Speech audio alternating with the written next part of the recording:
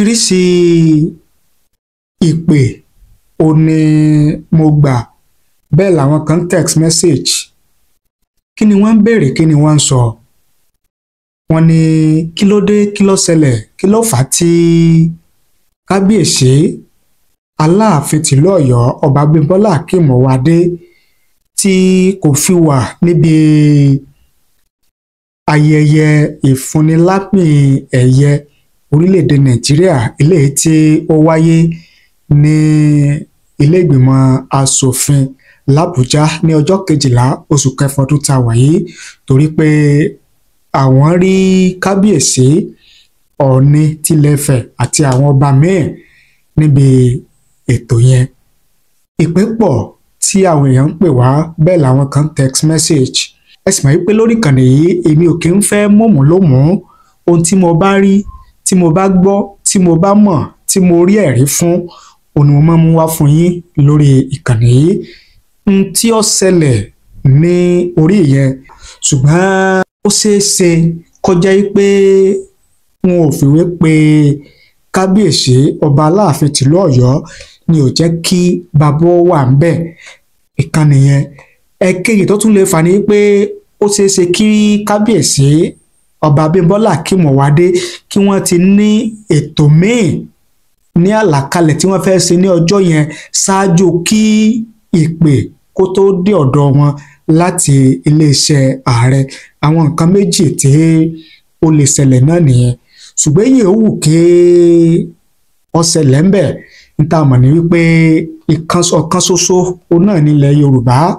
Bẹ́ẹ̀ ni ìfẹ́ àti àlàáfíà ìlọsíwájú ilẹ̀ Yorùbá òun náà sì ni ó jẹ wá lógún.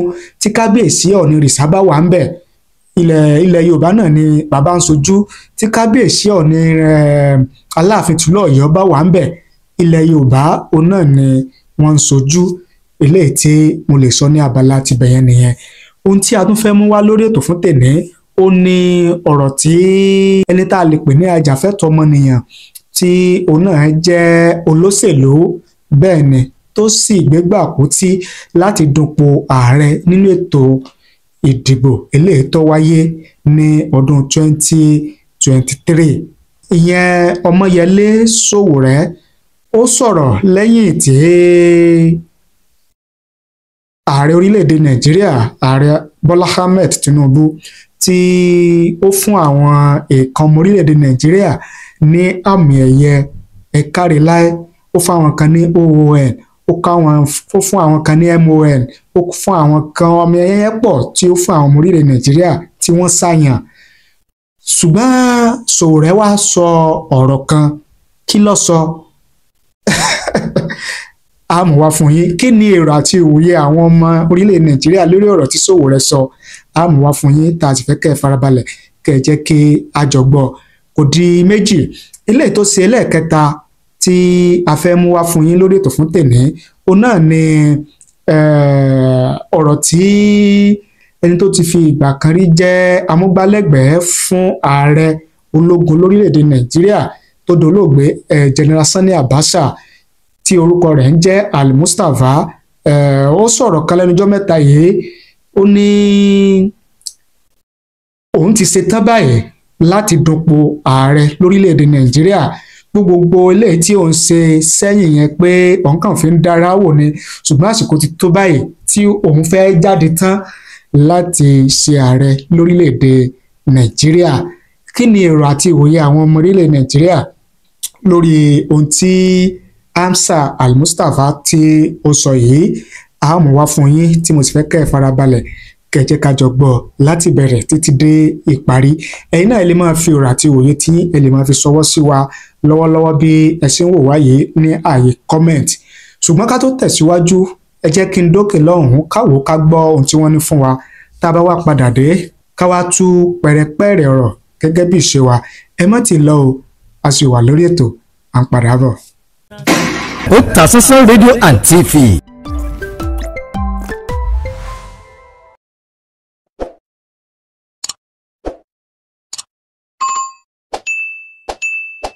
Ẹ káàbọ̀ padà. A kí gbogbo ẹ̀yin lólùfẹ́ wa tẹ́ ń wò wá tẹ̀dẹ̀ ń gbọ́ wa káàkiri àgbáláyé lórí ìkànnì wa, ìkànnì yín Otasansan TV ojú tẹ́ fi ń wò wá kò ní fọ́, etí tẹ́ fi ń gbọ́ wa kò ní di láṣẹ Èdùmàrè.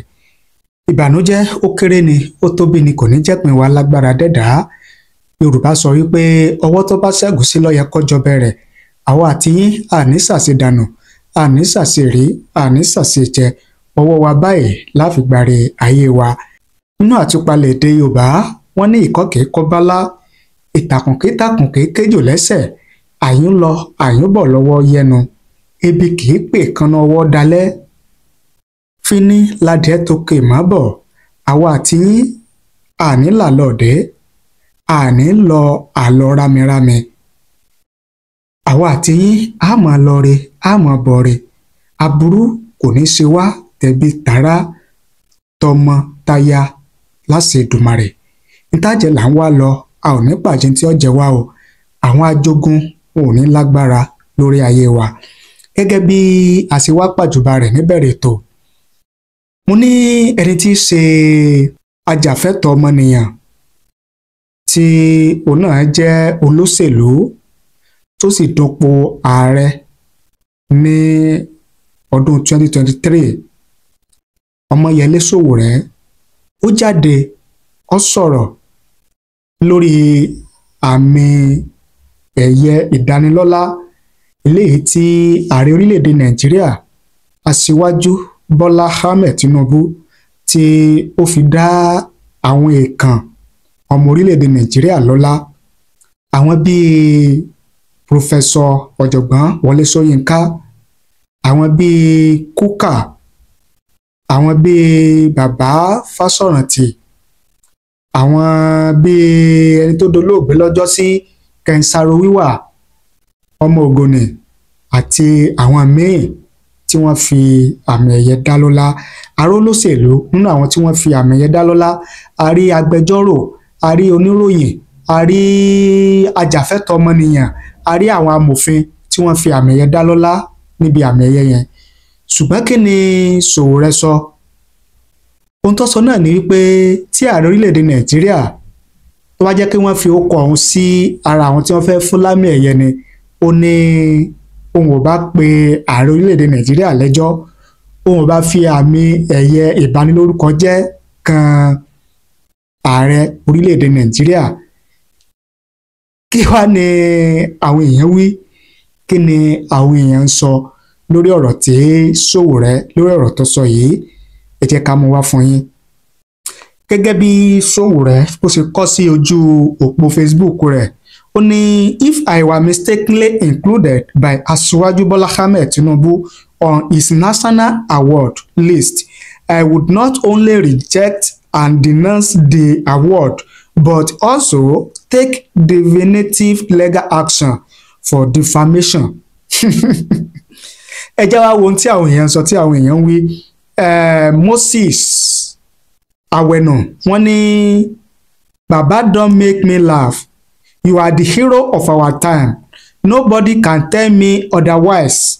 Criminal recycle politicians are giving themselves awards and mumu citizens are clapping for them. Nigerians should by now know their enemies.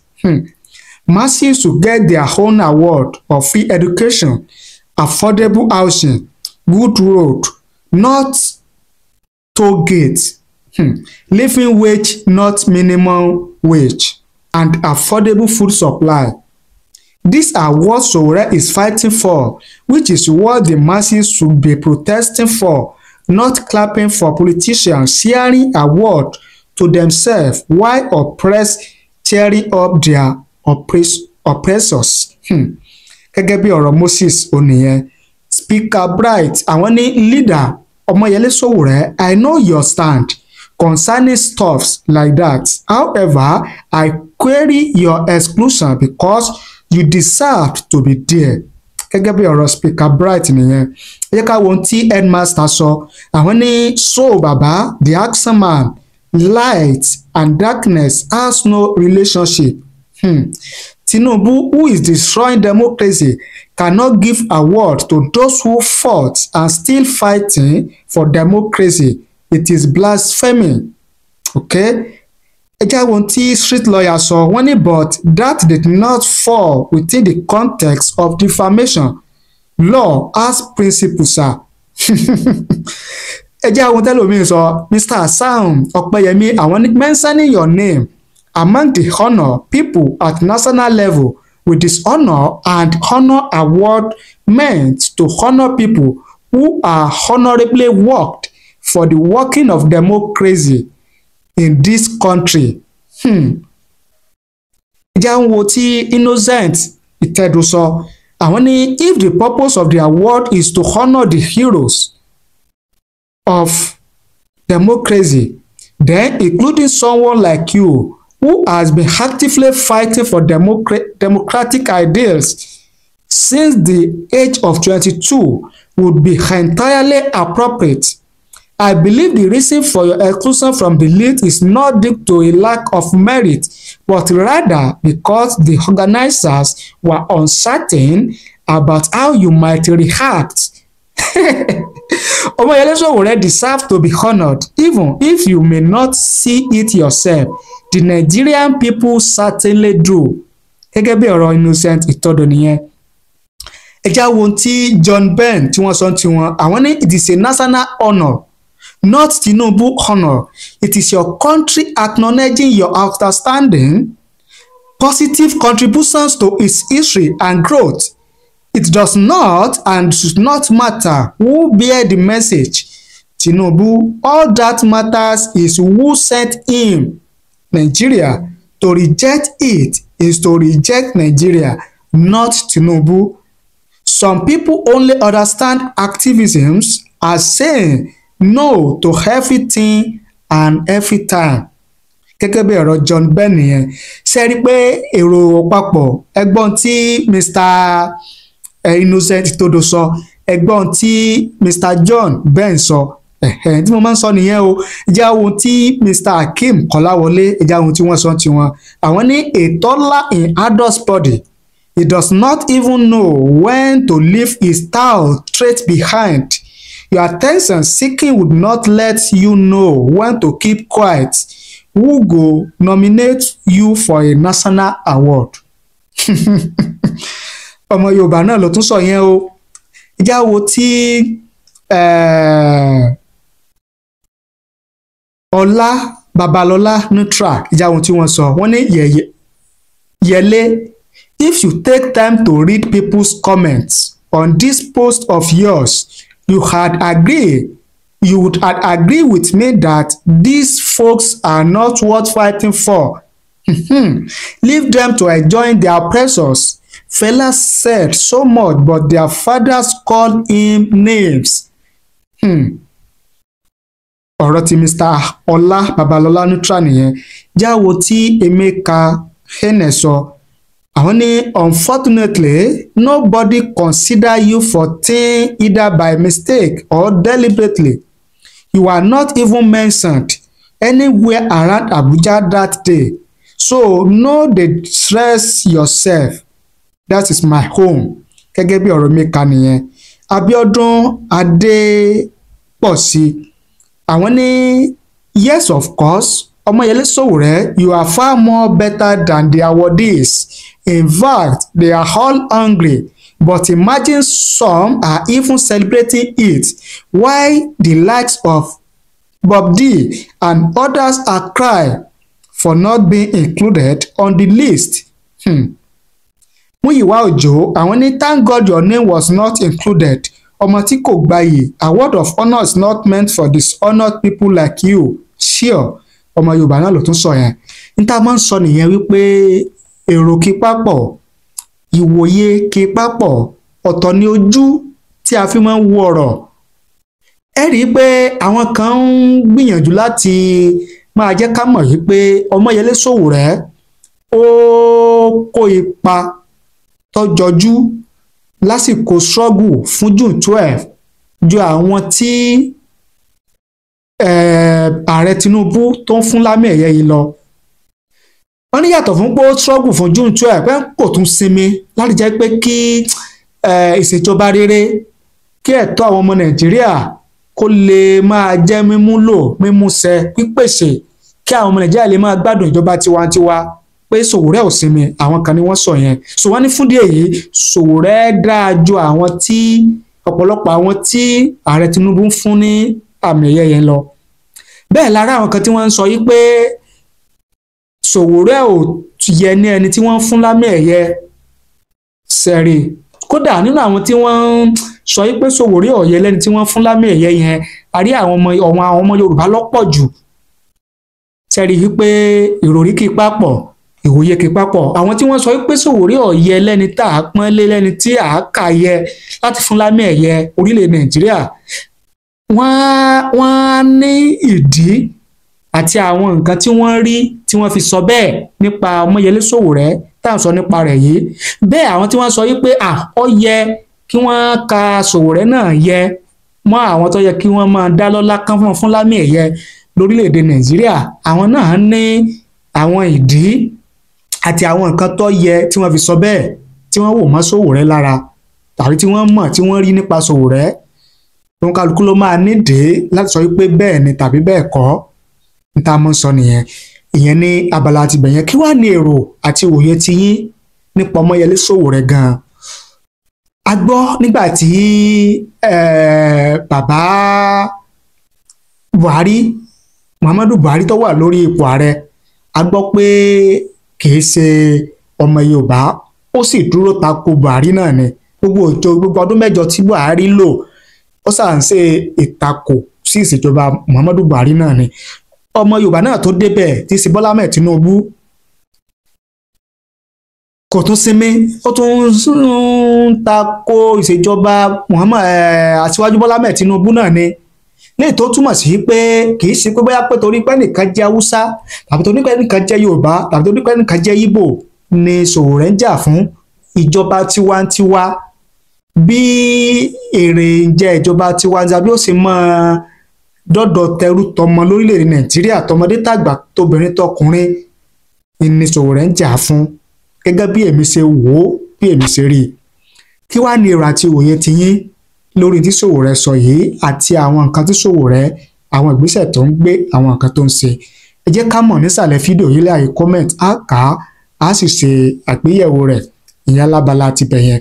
Ẹ wá jẹ́ kí a ṣe àgbéyẹ̀wò ti Amsa Al-Mustapha tí í ṣe amúgbálẹ́gbẹ̀ẹ́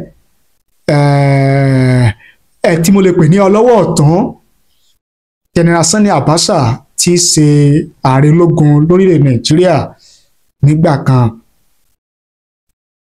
Al-Mustapha ó sọ̀rọ̀ ní ọjọ́ Democracy Day June 12, ìyẹn ọjọ́ Thursday tó kọjá yìí.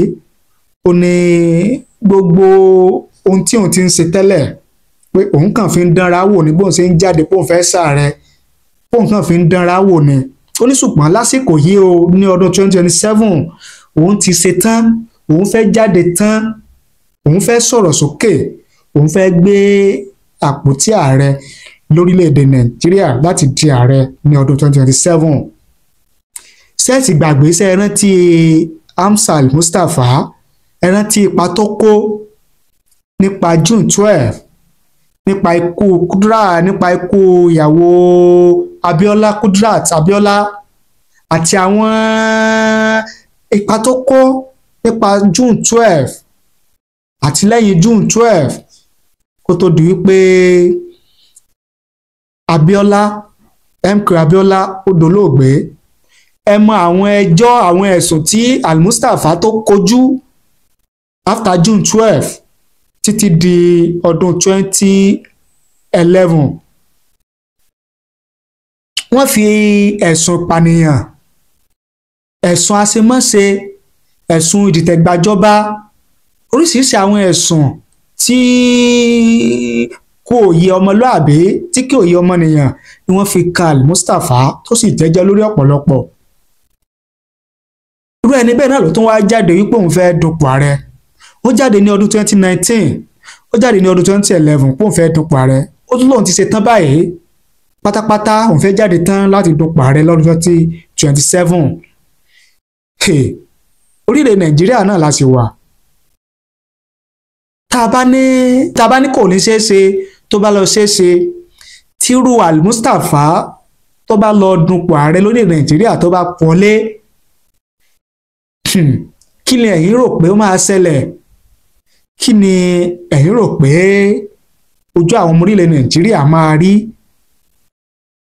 tí Al-Mustapha tó padà di ààrẹ orílẹ̀ Nàìjíríà tó bá ń ṣe ìjọba lórílẹ̀ Nàìjíríà gẹ́gẹ́ bí ààrẹ? Ẹ fi èrò àti òye ti yín ẹ fi ṣọwọ́ sí wa láàyè comment nísàlẹ̀ fídíò yìí, á kà á sì ṣe àgbéyẹ̀wò rẹ̀. Báwo ni ẹ̀yin ṣe rí Al-Mustapha tí ṣe amúgbálẹ́gbẹ̀ẹ́ Sani Abacha, olóògbé Sani Abacha? Báwo lẹ̀yin ṣe rí sí? Báwo lẹ̀yin ṣe mọ̀?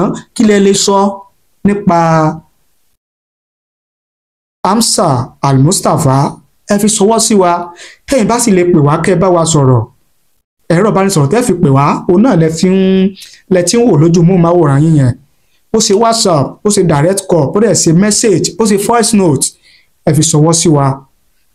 Ẹ wá jẹ́ kí n mú ọ̀rọ̀ tó jáde nípa kábíyèsí, nípa bí kábíyèsí Ọ̀nìrìṣà bí ó ṣe kó àwọn lọ́balọ́ba, ó ṣe kó wọn lẹ́yìn lọ síbi ayẹyẹ ìfúnnilámì ẹ̀yẹ eléyìí tó wáyé ní ilé ìgbìmọ̀ asòfin lórílẹ̀‐èdè Nàìjíríà ní ọjọ́ Democracy Day June 12 ní ọjọ́ Thursday. Ìròyìn gbé, ìròyìn kọ, ẹ jẹ́ kí n mú wá fún yín. Ọ̀ọ̀ni lead traditional rulers to the joint session of National Assembly as Tinubu confers national honours on distinguished Nigerians. In his capacity as co-chairman, National Council of Traditional Rulers of Nigeria, NCTRN, the Ọọ̀ni of Ife and natural father of the Oduduwa race worldwide, Àrólé Odùduwà Ọlọ́fin Àdìmúlà Ọọ̀ni Adéyẹyè Ẹnìtàn Ògúnwùsì CFR Ọ̀jájá II, on Thursday led a powerful delegation of the NCTRN to the joint session of the National Assembly, which was addressed by President Bola Ahmed Tinubu, GCFR, held inside the Green Chamber of the National Assembly, Abuja, earlier today, where Mr. President announced the recipients of the various categories of the national honours: GCON, CON, CFR, and OON. Below listed are the Nigeria prominent traditional rulers drawn from all the geopolitical zones. First, His Royal Highness Alhaji Dr. Mohammed Abali Ibn Idris, CFR, Northeast Coordinator and Chairman, Yobe State Council of Traditional Rulers.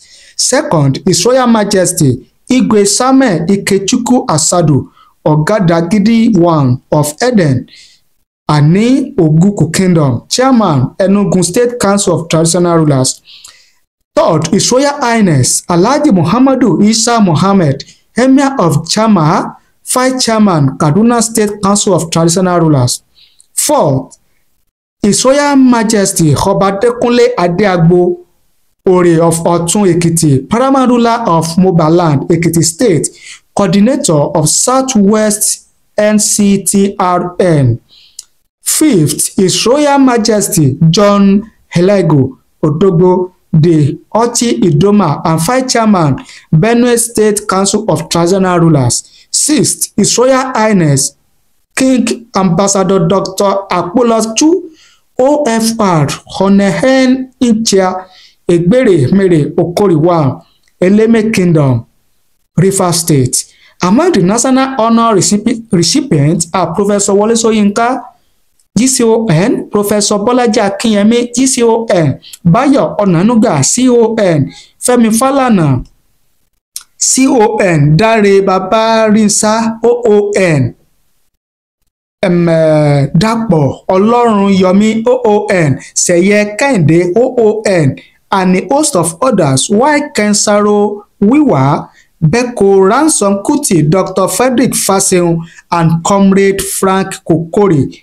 and Chief Ayo Fasami were given posthumous honours of CON and CFR. Gẹ́gẹ́ bí ìròyìn ṣe gbé, òun náà ni ẹ ti gbọ́ tí a mú wá fún yín yẹn. Ẹ má gbàgbé láti bá ní pín, láti bá ní fi ránṣẹ́ sẹ́lòmíì, kẹ́sì má gbàgbé láti bá ní subscribe sórí ìkànnì yìí. Ẹ̀yin tẹ́ ẹ bá ti subscribe, ẹ bá ní tan notification bell kẹ́ lè máa láǹfààní láti máa rí wa wò, láti máa gbọ́ wa lóòrèkóòrè tá a bá ti mú tuntun wá fún yín lórí ìkànnì wa. Má gbàgbé mo ní on the 17 oṣù kẹfà ọdún tá a wà yìí. Ẹ má gbàgbé pé on the 17 oṣù kẹfà òun náà ni ọjọ́ ìbí mi, ọjọ́ tá a bí mi sáyé, ọjọ́ tó lápẹẹrẹ, ọjọ́ tí mo tọ́ omi ayé wò, ọjọ́ 17 oṣù kẹfà June òun náà ni ọjọ́ ìbí mi. Nǹkan ọjọ́ ìbí tí ẹ lè ṣe fún mi jù, tó lè dùn mọ́ mi nínú jù, òun náà ni kí ẹ kún mi lọ́wọ́ lórí àlá rere eléyìí tí mo ní, láti jẹ́ pé kí ìkànnì yìí kó di ńlá, kó gbòòrò, kó di ọjà tí ó gba yóò mọ̀ ná. Mo ń gbèrò láti ṣe àgbéga ìkànnì yìí, Ultramodern Digital Studio. Àwọn èèyàn dẹ̀ ti ń kún wa lọ́wọ́. Ohun gbogbo tí ẹ̀yin náà bá rò wípé a lè nílò láti jẹ́ pé kí àlá yẹn kó lè wá sí ìmúṣẹ, òun ẹ lè ṣe fún wa. Àlá ni Yorùbá sọ wípé téèyàn bá rẹ́ni bá là, ọlà kì í yá. Bẹ́ẹ̀ ni, ta wá ni ẹni? Ẹ̀yin náà lẹni tí mo ní, ẹ̀yin láṣọ mi tí mo fi ń bora. Ẹ ràn wá lọ́wọ́, ẹ kún wa lọ́wọ́.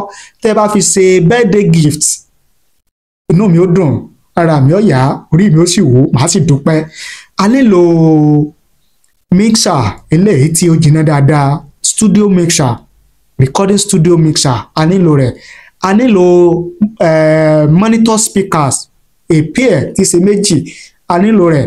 A nílò solar system, inverter eléyìí tí ó lè máa power àwọn irinṣẹ́ tá a fẹ́ gbé kalẹ̀, tá a fẹ́ máa lò ní Ultramodern Digital Studio wa yẹn. Ẹ ràn wá lọ́wọ́. A nílò system, ìyẹn kọ̀ǹpútà àti àwọn nǹkan míì tí ó lè jẹ́ kí ìkànnì yìí kó tún lè máa tẹ̀síwájú sí i. A ti bẹ̀rẹ̀, a ti ń kójọ díẹ̀díẹ̀, ṣùgbọ́n téèyàn bá rẹ́ni bá là, ọlà kì í yá. Màá mọ̀ lóore, màá sì dúpẹ́. Ẹ̀rọ ìbánisọ̀rọ̀ tẹ́ fi pè wá bá wa sọ̀rọ̀, tẹ́ bá fẹ́ ràn wá lọ́wọ́, òun náà lẹ tí ń wò lójú mọ́mọ́ àwòrán yín yẹn. Bóyá yín sì fẹ́ ṣe ní coded, ẹ fẹ́ pàdánù account number tí ẹ lè fi ṣọwọ́ sí wa, òun náà lẹ tí ń wò yẹn. Bó sì jẹ́ pé gbogbo nǹkan wọn tá a dákọ̀ yìí ẹ̀yin fẹ́ ṣe àwọn nǹkan bẹ́ẹ̀, kì í ṣe cash lẹ fẹ́ fún wa, ó ṣe àwọn nǹkan yìí náà lẹ fẹ́ gbé fún wa láti máa lò. A dúpẹ́, a sì máa lóore. Ẹ kàn sí wa, a dá yín lóhùn. Ẹ ṣé o, a dúpẹ́, a mọ rírì yín bẹ́ẹ̀ ṣe ń wò wá, bẹ́ẹ̀ ṣe ń gbọ́ wa. Thank you, God bless you. Ọlọ́run ní dá yín dá bùkátà yín o. Àṣepé oore ńlọ́bẹ̀ Èdùmàrè yóò mọ̀ ṣe fún kó wá wa. Ẹ ṣé o, a dúpẹ́, a mọ rírì yín.